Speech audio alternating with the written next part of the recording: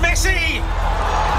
It is the cleanest of clean finishes from the best on the planet. It's time for the biggest sports stories. Liverpool, the champions of Europe, are top of the world. The biggest interviews. That such a great spectacle is ruined by such thuggish behavior. And all the analysis right here. He's the one player that has the arrogance to think that he can play in any stadium in the world and any pitch in the world in front of any player in the world and take them on. Every weekday, it's my sport, it's your sport. It's ZiFM Sport. Let's join the team for the biggest show in the world of sport on ZiFM Stereo. My station, your station. Wherever you may be, however you may be listening, this is ZiFM Sport on a Wednesday, Wacky Wednesday, the lockdown edition. Welcome to it from our homes, the comfort of your homes. You'll hear from Barry Manandi, Mike Madoda, Mark Paz, Chris, and Alois Bunjira. My name is Sean Tafire Nika. I'm the producer for ZiFM Sport. I hope you're staying at home and being safe. Tonight we go stateside for basketball. We are going to profile NBA's holy trinity: LeBron James, the King; Kobe Bryant, the Black Mamba; Michael Jordan, Air Jordan, his heiress, the GOAT. What are your thoughts on these phenomenal players? We are going to be profiling NBA's holy trinity. What impact did they have on the sport of basketball? And what are some of your cherished memories on these players? Hit us up. The handle is at ZiFM Sport on Facebook and Twitter. I want to hear your thoughts on the NBA's holy trinity: LeBron James, Kobe Bryant, and Michael Jordan. But we will also endeavor to keep you up to date with what's happening in the world of sport. We've got updates from the beautiful game, a local sports news roundup, and around the world in 60, plus our power play on a Wednesday, Wacky Wednesday. So let's tip things off with a local sports news roundup from Paz. The Home Front. Local sports news and analysis. To our local sports roundup on ZiFM Stereo, we start with cricket, where Zimbabwe national cricket team coach Lajlid Rajput has created a special training program and workout schedules for players as he seeks to maintain their fitness despite their current inactivity due to the coronavirus pandemic. Rajput is locked up in his home country of India during this period, while players are scattered across the country as both Zimbabwean and Indian authorities have enforced a lockdown to contain the COVID-19 pandemic. The former Indian batsman and current Zimbabwe boss, however, revealed that he has come up with ways to keep his players active after drawing up a special training module encompassing both the physical and mental aspects. To football, and former Zimbabwe Warriors midfielder and Mamelodi Sundowns player Erstrom Nyandoro has joined other football stars around the world to raise cash to fund the global fight against the COVID-19 pandemic. The 40-year-old Nyandoro, who's nicknamed Yellowman, has selected his best football jerseys to auction them to raise money to buy 1 million sanitizers and 1 million masks in a campaign to help the vulnerable communities in South Africa and Zimbabwe. According to the former football star, he will have to part ways with his favorite t-shirts and boots during the auction. Nyandoro said he will auction 1 Sundowns, 2 Warriors shirts and 1 pair of boots that he used during his playing career. To the Casalaga Premier Soccer League, where Highlanders coach Mark Harrison believes that the delay in the start of the Premier Soccer League season due to the coronavirus-induced lockdown can be used to align the local season with calendars of most countries in Africa and Europe. It is unlikely that the domestic top-flight season can run its full course even if the lockdown is lifted on the 4th of May, considering clubs will need at least a month for pre-season training.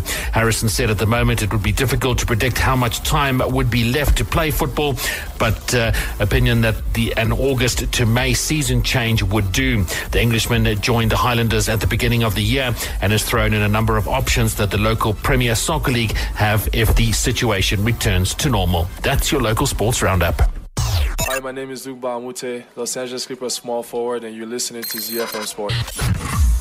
You know, when you think about the NBA and the greatest players of all time, there are 3 who jump straight to your mind: LeBron James, Kobe Bryant, Michael Jordan. They are generational talents. These are 3 greats, 3 superstars: the King, the Mamba, and the GOAT. LeBron, Kobe, MJ. Need I say more? Now tonight, Z-Team will do an in-depth profile of arguably the 3 greatest basketball players of all time, the Holy Trinity. They have transcended the sport and have become iconic symbols of human spirit and tenacity. I'm willing to bet my life that we all love basketball either because of LeBron James, Kobe Bryant, and Michael Jordan. So, Chris has the first draft, and she'll profile the man from Akron, Ohio, LeBron James. And after that, Mike has a second pick, and he will profile the man from Philadelphia, Pennsylvania, who grew up in Italy, Kobe Bryant.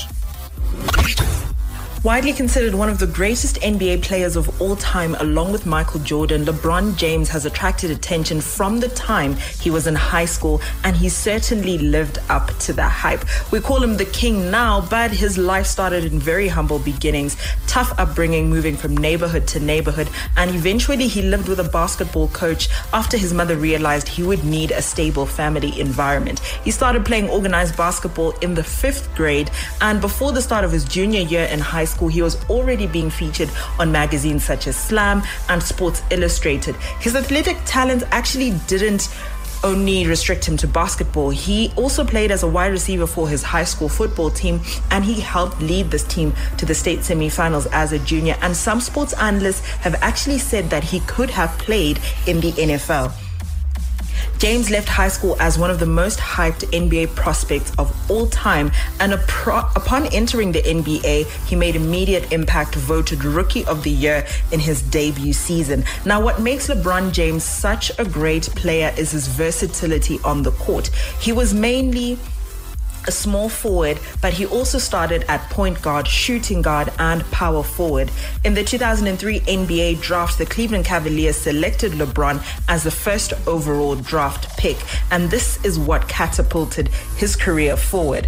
So he earned his first NBA All-Star Game selection in 2004-2005, contributing 13 points, 8 rebounds, and 6 assists in a winning effort for the Eastern Conference. In 2006, under James' leadership, the Cavs qualified for the playoffs for the first time since 1998. Game 5 of the NBA Conference Finals, he managed to notch 48 points, 9 rebounds, and 7 assists, scoring 29 of Cleveland's last 30 points.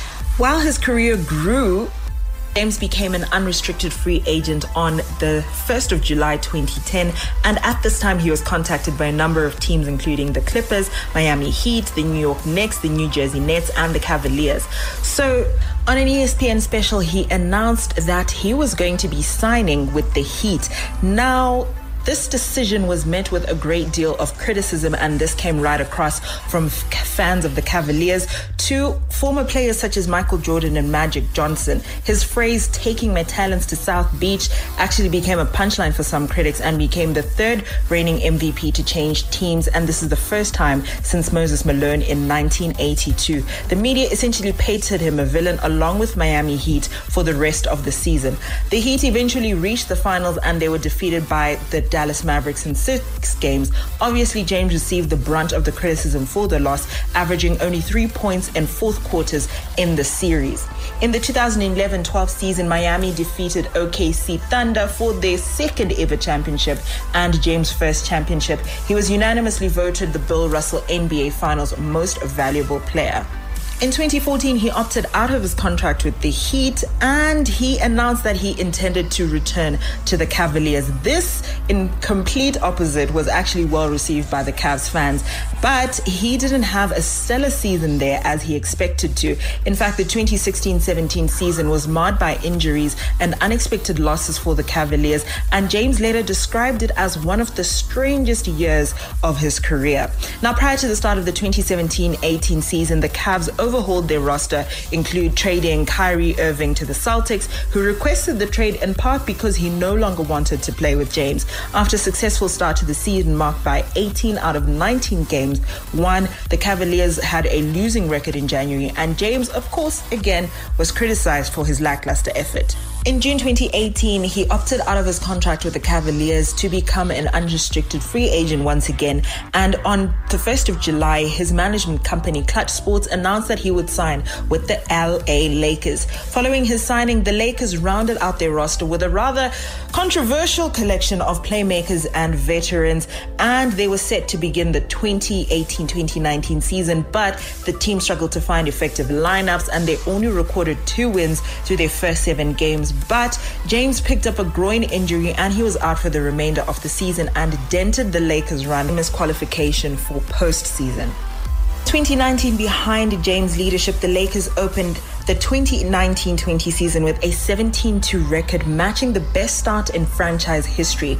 On the 25th of January, James passed team legend Kobe Bryant for the 3rd on all-time regular season scoring list, the day before Kobe Bryant sadly passed away in a helicopter crash. Off the court, LeBron James has business interests including a minority stake in Liverpool Football Club as well as Beats by Dre. He's had numerous endorsement deals including Nike, Coca-Cola, McDonald's, and interestingly, he was also an executive producer of 2 Chainz's album in 2019.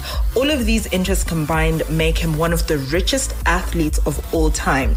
At 36, LeBron James is one of the athletes that is stretching the playing age, along with greats such as Serena Williams and Lionel Messi. He's etched his name in the history books already, but we may well see more records broken and another championship ring with the Lakers. Hi, my name is Luke Bahamute, Los Angeles Clippers small forward, and you're listening to ZiFM Sport. Well, any conversation about the luminaries of the NBA would not be complete without the mention of the man nicknamed the Black Mamba, Kobe Bryant.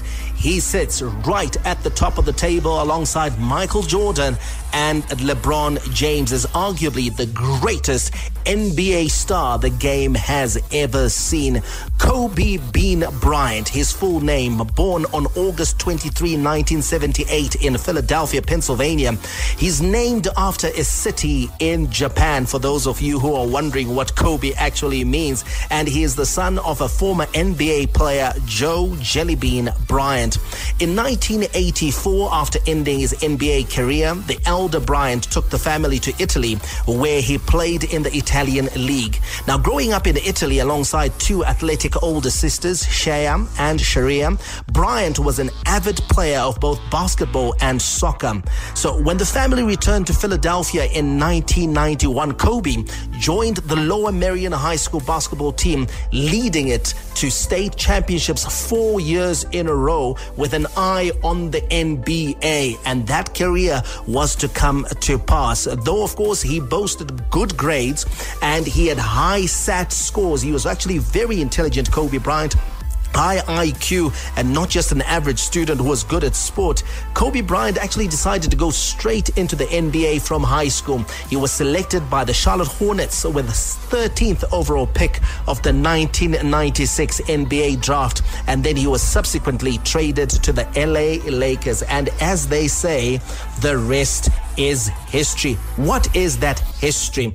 In his second season with the Lakers, Bryant was voted a starter for the 1998 All-Star game, becoming the youngest All-Star in the NBA history at the age of 19. The shooting guard then teamed up with superstar center Shaquille O'Neal to win 3 consecutive NBA championships and was voted first team All-NBA from 2002 to 2004. He also inked multi-year endorsement deals with Adidas, Sprite, and other top sponsors. So as his stock began to rise, his brand began to become one of the biggest in the NBA, one of the biggest in American sport, and he certainly became one of the stars of world sport. Now, though the Lakers struggled after Shaquille O'Neal left in 2004, Bryant performed brilliant, arguably playing the best basketball of his career. He scored 81 points against the Toronto Raptors in January 2006. That's actually the second highest single game mark in NBA history. And then he led the league in scoring that year as well as the next. In 2008, Bryant was named most valuable player and carried his team to the NBA Finals, where they lost to the Boston Celtics in the 2009 NBA Finals. The Lakers then beat the Orlando Magic to win the championship the following season. And then the following year, the Lakers won their second straight title by defeating the Boston Celtics. Sweet revenge there for Kobe. Kobe also played in both the 2008 and 2012 U.S. Olympic teams, winning consecutive gold medals with teammates such as Kevin Durant, LeBron James, and Carmelo Anthony, to name but a few. Now, of course, Bryant's later career was to be blighted by injury, but I can tell you that this guy was absolutely fantastic. Even though he struggled in that young Lakers side, in the years 2015 and 2016, he was a leader and an inspiration, and he later on would announce that he was about to leave the game. And I'm going to quote what he actually said. He said, "This season is all I have to give. My heart can take the pounding.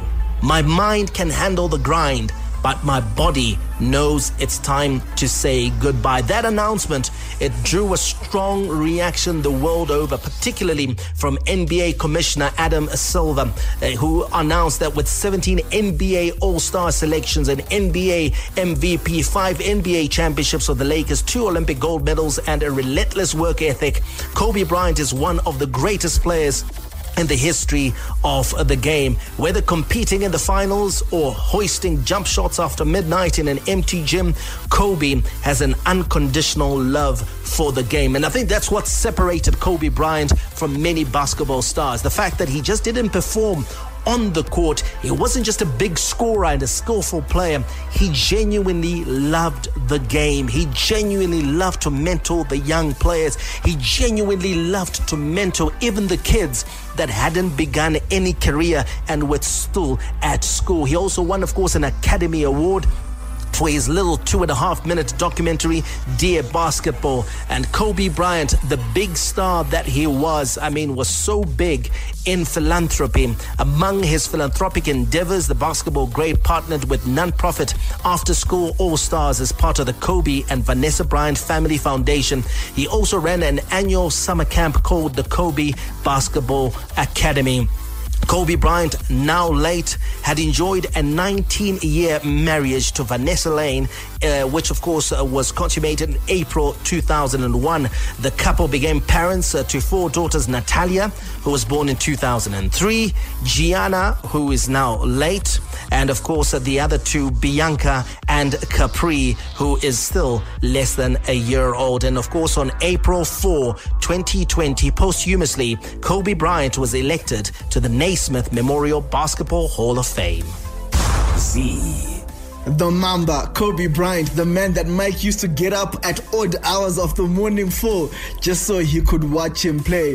When someone says Kobe, I think of how we used to crumple up paper and then we throw things in the trash and shout, Kobe! Number 8 and then number 24. Speaking of those numbers, Kobe actually began his career by opting to forego college. So he went straight to the NBA from high school and he was wearing the number 8. Now, according to ESPN, he chose that number based on his Adidas camp number, which was 143. So if you add that together, 1 plus 4, that's 5. 5 plus 3, that's 8. And since that ended up to 8, that's the number that he wore in the NBA. And apparently growing up in Italy, that's the number he used to wear when he was playing basketball as a youngster. So that's the number he wore, number 8. And then he made the jump to number 24. And he says that for him, that was the marking of a clean slate because it was after Shaquille O'Neal was traded in 2004. And he says that the number 24 represents growth because he talks about how his physical attributes has evolved. And off the court, he was also a more mature player. He had kids, he was married, and he had evolved. That's why he was wearing the number 24. But there are some people who say he only wore the number 24 because he didn't want to wear the number 23 like Michael Jordan because 24 is after 23. Therefore, Kobe wanted to be the next one after the GOAT, the Mamba. Now, you know how I said Mike used to wake up at odd hours in the morning just to watch Kobe play? Well, the man that I grew up waking up at odd hours in the morning just to watch play is LeBron James. And much like Chris, he's the player from our generation, the one that we recognize as the GOAT. Although I can admit that Michael's the GOAT, but that's neither near or there. But what I'm trying to say is LeBron James means a lot to us, and throughout his career, LeBron has used his God-given abilities to his advantage, growing up as a kid from the inner city, as we heard from Chris. And I want to talk about his number, the number 23. Why does he wear that number?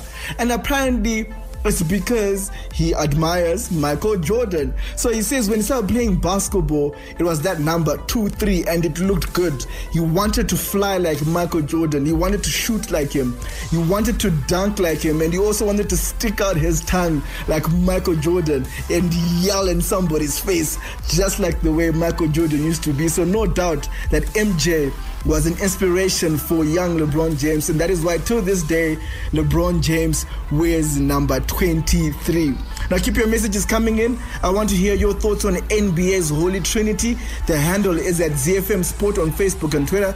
Remember, we've got our power play updates from the beautiful game. But coming up next is the latest in international sports news with Chris with Around the World in 60. Around the World in 60 seconds. International sports news. We take off in New Zealand, where All Blacks veteran Sam Whitelock hopes to return to rugby in New Zealand this year after the COVID-19 pandemic put paid to his stint in Japan's top league. The Lock, who's played in 115 tests, had planned to miss the Super Rugby season while completing a short-term contract with Robbie Dean's Panasonic Wild Knights, but he's returned home after Japan's domestic competition was cancelled last month. Super Rugby, along with all competitions in New Zealand, has been suspended as part of measures aimed at curbing the spread of the virus, but if action resumes, Whitelock hopes to play for Scott Robertson's Crusaders or the Canterbury provincial side. We head over to Northern Ireland, where Rory McIlroy said he would prefer the Ryder Cup be postponed for a year rather than played behind closed doors in September. The tournament currently remains on course to be held from the 25th to the 2nd of September. Main governing bodies in golf announced a revised schedule for 2020, with world number one McIlroy set to spearhead Europe's team at Whistling Straits. But the coronavirus pandemic has raised the prospect of fans being unable to attend the event, with the PGA Tour set to resume in June behind closed doors. We touched down in the United States of America, where tennis great Billie Jean King says the financial fallout from the coronavirus shutdown has exposed the unfairness of the sport. The tour was suspended in March due to the COVID-19 pandemic, and the shutdown will continue until at least mid-July, depriving lower-level players who depend solely on playing tournaments of the chance to earn a living. The sport's governing bodies have joined forces to devise plans to provide relief, and 12 times Grand Slam singles champion King said the sport had the chance to emerge stronger from the health crisis. Hi, my name is Mute, Los Angeles Clippers small forward, and you're listening to ZiFM Sport. All right, let's continue our profile of NBA's Holy Trinity. We've heard about LeBron James and Kobe Bryant. Now let's turn our attention to Barry. He'll profile number 23, the man from Wilmington, North Carolina, Michael Jordan. In a discussion of the Holy Trinity, there's one element that flows through them all, and this is apart from the fact that they're all phenomenal basketball players and can all be referred to by one name, LeBron, Kobe, Jordan. There's also the fact that they all transcended the sport and became cultural icons, and none more than the greatest of all time, the GOAT himself, Michael Jordan. Born Michael Jeffrey Jordan on the 17th of February 1963, MJ is arguably the greatest player to play the game in all its history. In fact, if you look at the NBA official website, under his biography, you will read the words, by acclamation, Michael Jordan is the greatest basketball player of all time. Now, Jordan attended University of Northern Carolina, that's UNC, and played for their team, the Tar Heels. What is little known is that Jordan arrived as a freshman at the college, and he wasn't necessarily the best player on the team. According to his former coach at the college, Dean Smith, Jordan had a voracious appetite for knowledge about the game and would always ask after practice where he could improve or do better. And Dean Smith says that he told him to work hard And that's exactly what Jordan did. He went on to play 3 seasons for Dean Smith and the Tar Heels, winning the national championship in 1982. He went on to join the Chicago Bulls as the 3rd overall draft pick in 1984.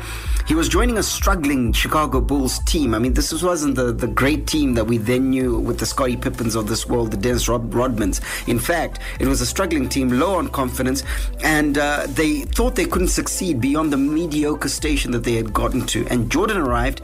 Even as a rookie, he immediately was regarded as the best player on the team. And beyond that, and he was the best player on the team, but beyond that, he also brought another factor, and that was belief. Very quickly, the Bulls were starting to get positive results and winning more and more. And one of his ex-teammates actually says in one of the documentaries, this new kid wasn't going to allow us to lose. And that's a testament to the competitive nature of Michael Jordan. And it was at this stage that Jordan's marketing potential also was seen, because the team was only attracting mediocre crowds to the arena for home games. As soon as Jordan arrived, the word started getting around in Chicago that there was this hot kid who was entertaining, and the arena started to fill up, and a Chicago Bulls ticket became the hottest ticket in town.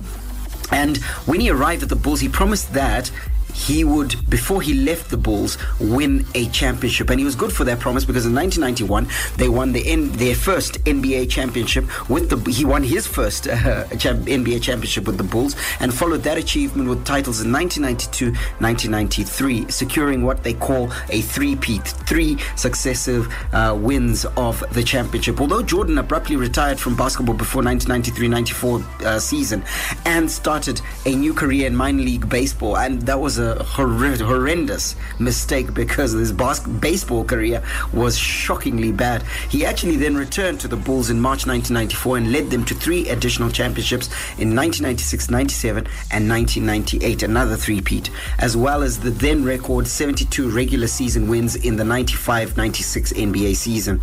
He retired for a second time in January 1999, but returned for 2 more NBA seasons from 2001 to 2003 as a member of the Washington Wizards. When we look at his accolades, they read like an absolute roll call of awards. He's won 6 NBA Finals Most Valuable Player MVP awards, 10 scoring titles, both all-time records, 5 MVP awards, 14 NBA All-Star Game selections, 3 All-Star Game MVP awards, and the 1988 NBA Defensive Player of the Year award. In 1999, he was named the greatest North American athlete of the 20th century by ESPN, and the second to Babe Ruth in the Associated Press's list of athletes of the century. Jordan is a 2-time inductee in the Naismith Memorial Basketball Hall of Fame, having been enshrined in 2009 as an individual player, and then in 2010 as part of that group, the 1992 United States men's Olympic basketball team, as we all knew them, the Dream Team. He became a member of the FIBA Hall of Fame only in 2015.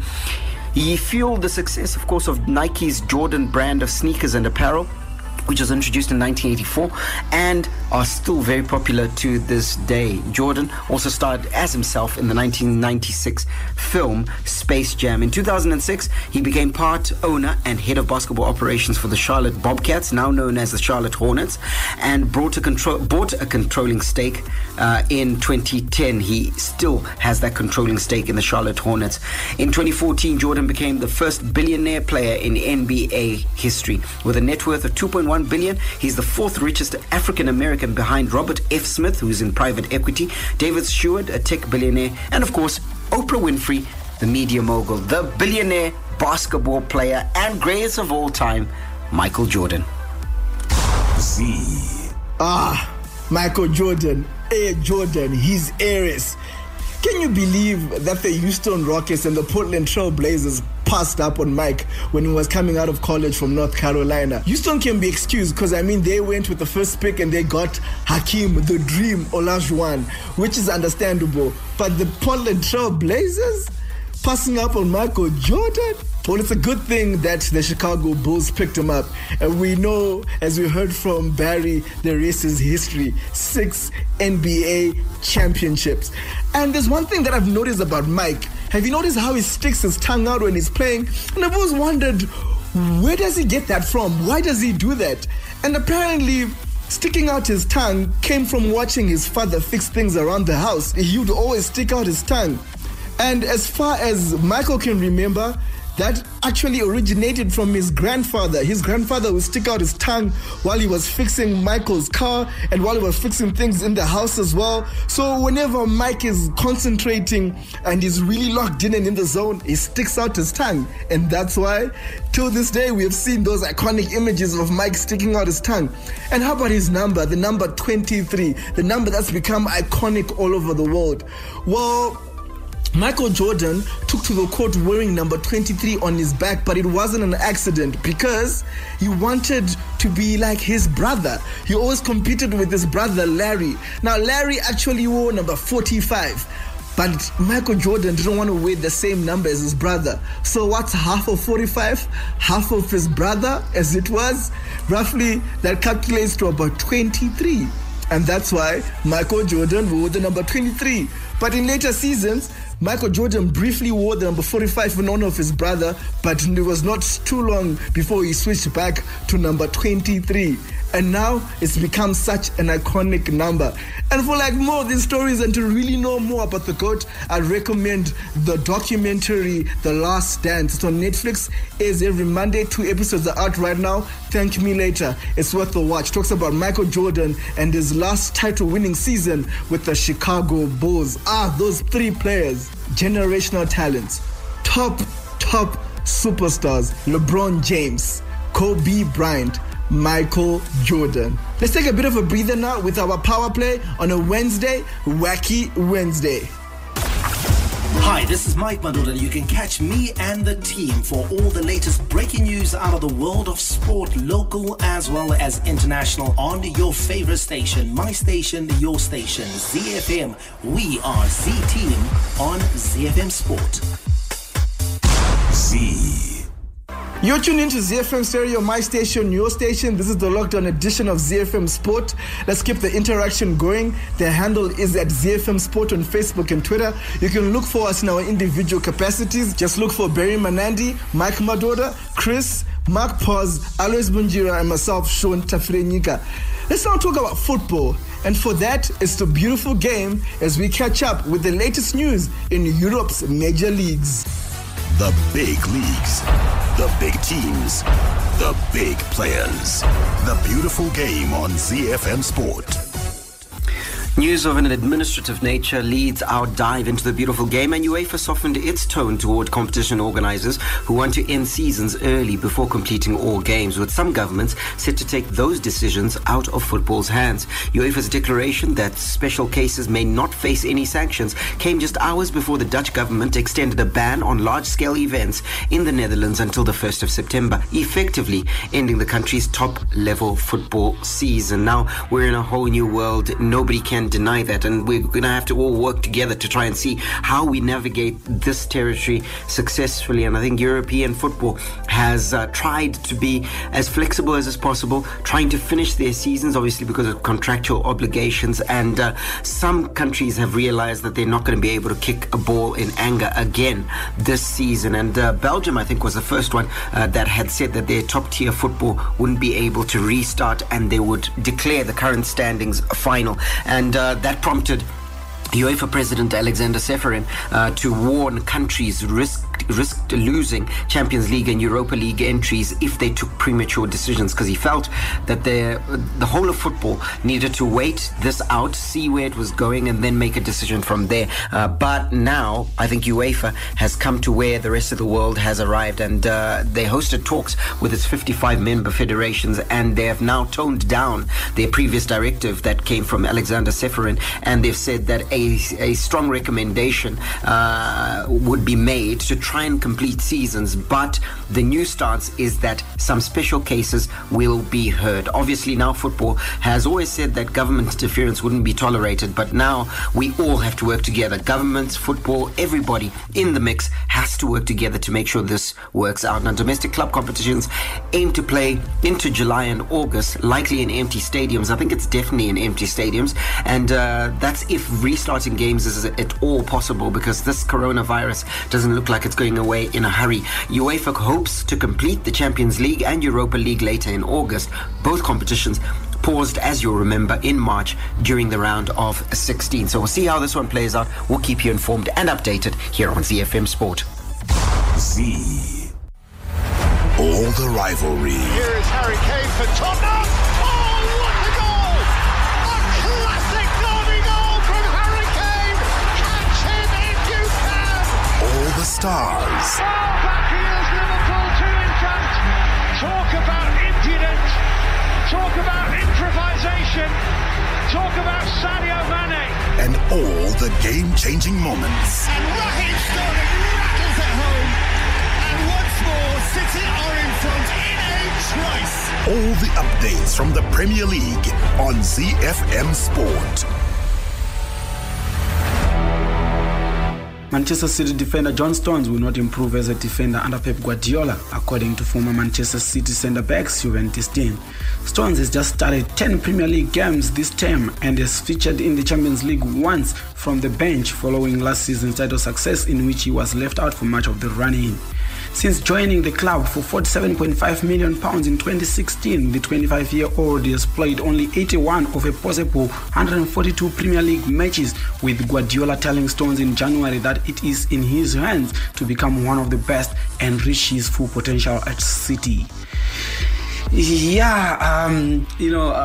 don't really agree with Juventus, when he says that Pep Guardiola cannot improve John Stones as a defender. But looking at Distin, he's a former teammate of John Stones at Everton. He himself having played 450 Premier League matches in his career as centre back, and he has actually questioned Guardiola's ability to improve John Stones. When I look back and look at John Stones before Pep Guardiola arrived at Manchester City, I actually think that John Stones has improved under Pep Guardiola.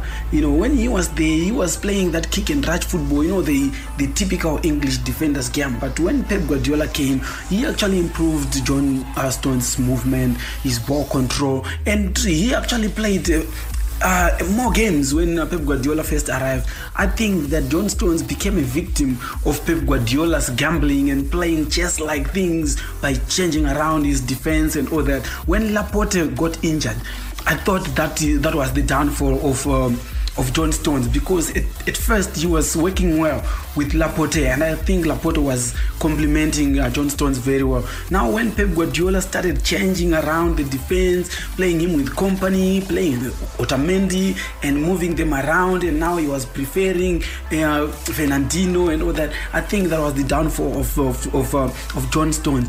But that, having said that, I still don't think that he didn't improve.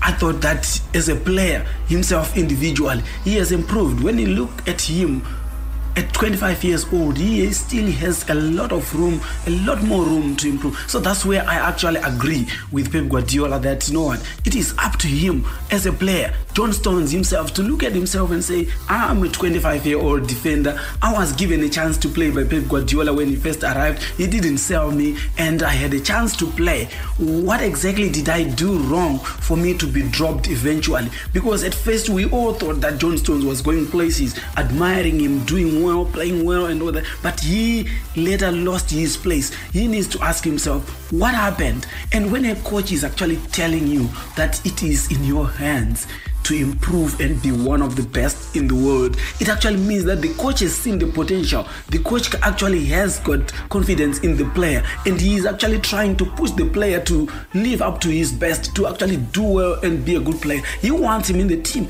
because obviously, Pep Guardiola, we all know Pep Guardiola. If he didn't want John Stones in his team, we could have been hearing about movement. We want to look at Mendy and them. We are already hearing that they are on sale. They intend to move them out. So when you look at John Stones, there is no talk of him being sold. So it means that Pep Guardiola still believes that he is a good player and he can still improve. And for me, honestly, I'm sorry, I don't agree with Distin when he says that Pep Guardiola can't improve John Stones. I still think John Stones will still improve and will be a very, very big member of the England national team. And under Pep Guardiola, he will do well. I've got a feeling if Pep Guardiola stays longer, they will still win another championship. They will, and John Stones will be part of it, and he's going to be a much, much better player at Manchester City. Because if he leaves Manchester City, he is most probably going to a smaller club, lesser club, and that is not good for his career. He would rather stick it out at Manchester City, improve himself, and be a vital cog in that team and cement his place in England. That can only make him a better player. So I don't agree with this thing. He's 25 years old. He can still improve under Pep Guardiola, and Pep Guardiola has done well with him so far. He actually improved him, especially his ball playing and movement, like I said. So he can still improve again, and even Pep himself has confidence that John Stones can still improve. So let's see what happens, but I still want to see John Stones staying at Manchester City, improving his game under Pep Guardiola, and be one of the best, like Pep has just said. Z, the league that makes football oh so beautiful, where artistry and strokes of genius are the order of any day, where the game is played with a smile and the little master creates his magic. It's Lionel Messi! All the news from the Spanish La Liga on ZiFM Sport. The goal the world wants it! A lot happening at Football Club Barcelona just 2 weeks after 6 board members resigned, and just a couple of days after Barcelona announced that they'll be selling the naming rights of their famous Camp Nou stadium to raise funds for the fight versus the coronavirus in Spain. A noble initiative off the field, and now they're beginning to make big moves for what could have a telling impact on the field of play. And reports say that Barcelona have begun offering players to Inter Milan in the hope of striking a part exchange deal for Lautaro Martinez. The Argentine striker is one of Barca's top targets this summer, but the financial impact of the coronavirus means that they're unlikely to meet his 110 million euro buyout clause. Lautaro Martinez is keen to join Barcelona, and personal terms are not expected to be a problem. Now, discussions have been happening via intermediaries, and they've been going on for some time now, and Inter are said to have been warming up to the idea of getting players from Barcelona in exchange, and they've actually asked for the chance to sign Brazil midfielder Ator, but Barcelona declined, and I can understand why. They'll decline to have Ator included in the deal. He's such a fantastic player, and I see a bit of Xavi in him, and I think with another 12 months, 24 months, he's going to become one of Barcelona's stalwarts going into the future.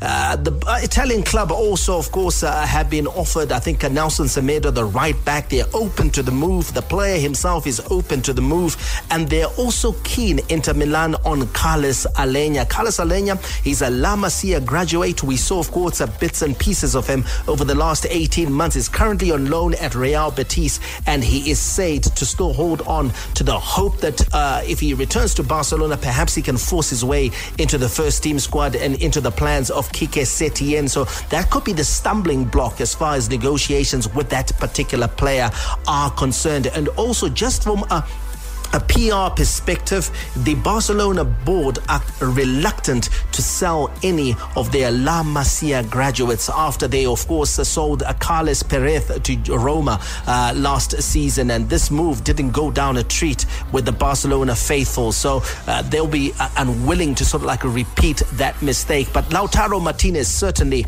is a player that I see joining Barcelona at the end of this season and in time for next season, and of course he'll partner the likes of Griezmann, Lionel Messi, as well as Luis Suarez in attack, and it will be a fearsome attack because Barcelona are all about goals. They're all about outscoring the opposition, all about making sure that they entertain their fans as well. And it's those signings, the likes of Lautaro Martinez, marquee signings, that will put bums on seats in the new camp. It is the biggest football stadium in Europe, certainly in the world, 99,000, and of course it will be nearly sold out if they build a team that the faithful can feel will challenge for honors at home, where they've dominated over the last decade, but more importantly, challenge for the UEFA Champions League, the title they really want.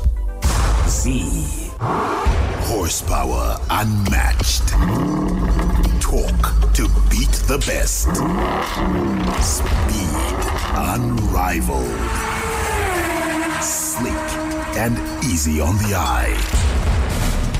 Let's get behind the wheel of football engineered to perfection. The Bundesliga, made in Germany.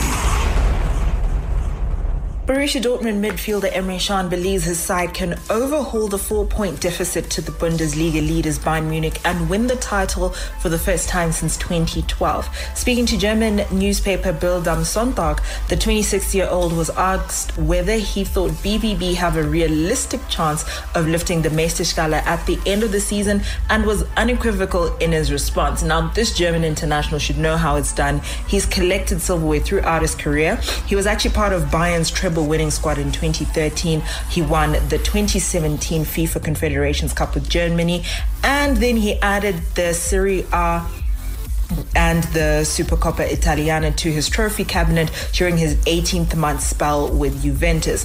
So he actually made 5 Bundesliga appearances for Dortmund since joining on loan from the Old Lady in January, and he impressed to such an extent that his transfer was quickly made a permanent one. Started in style, scoring February goal of the month in on debut and a sensational strike against his former club Bayer Leverkusen.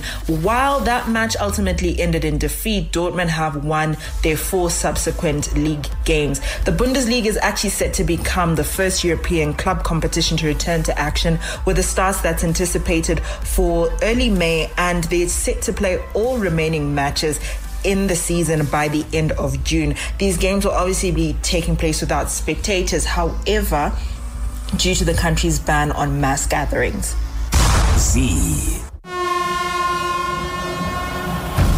The Nerazzurri, the Black and Blues, Inter Milan. It's Romelu Lukaku, and it was never in doubt. He's a beast at the best of times, but this season he has become a monster. The Giallorossi, the Yellow and Reds, AS Roma. Belotti has a go! Tremendous hits! That's what he's capable of. La Viola, the Purple Ones, Fiorentina. Franck Ribéry seals a glorious win for Fiorentina with a sumptuous goal at San Siro. The Bianconeri, the Black and Whites, Juventus. Ronaldo seals yet another 3 points for Juventus. Tough yet colourful. The best of Italian football on Z. To the Serie A, where Roma have reportedly reached an agreement with Manchester United and Arsenal to keep a hold of Chris Smalling and Henrik Mkhitaryan until beyond June the 30th, allowing them to complete the 2019-2020 Serie A season. According to Corriere dello Sport, the conclusion of the Italian season could run until August, but Smalling and Mkhitaryan will be on hand for Roma. Roma currently 5th in Serie A standings, 3 points behind Atalanta in 4th place, but have played a game more than their top 4 rivals. Now, Smalling, I think, would actually be quite happy with a permanent move to Roma. I think he's enjoyed his successful campaign in Serie A, and Roma want to sign him, and I think the player would also welcome staying at the club. So it will be interesting to see how that all goes. Smalling's form at Roma has alerted Premier League sides to his potential availability at United. Rivals Tottenham and Arsenal have both been linked with a move for the central defender, who could cost in excess of 20 million. But I think that he might just stay at Roma and get a permanent deal done there. He's played 28 times for Roma in all competitions and scored twice so far during his time. It is believed Roma would need to qualify for the Champions League in order to have the budget available to make his move to Italy a permanent one. That could be the only sticking point there. Meanwhile, Mkhitaryan has netted 6 goals in 20 games for Roma so far, and news that he remains to bolster their Champions League push is a huge boost. He's another player that I think Roma will want to keep their hands on. The Armenian international is believed to be available to buy permanently for around 20 million from Arsenal. They could even get that reduced due to the coronavirus pandemic. It is not yet known how the summer transfer window will fall, as if it's inevitable that the domestic season across Europe are played in the summer months. But I think Roma will want both of these signings to be permanent ones going through to the start of next season. Z. Unfortunately, that's all the time we have for tonight. We'll be back tomorrow for Throwback Thursday, the show that's short, sharp, and sweet. Until then, take off yourself and stay safe.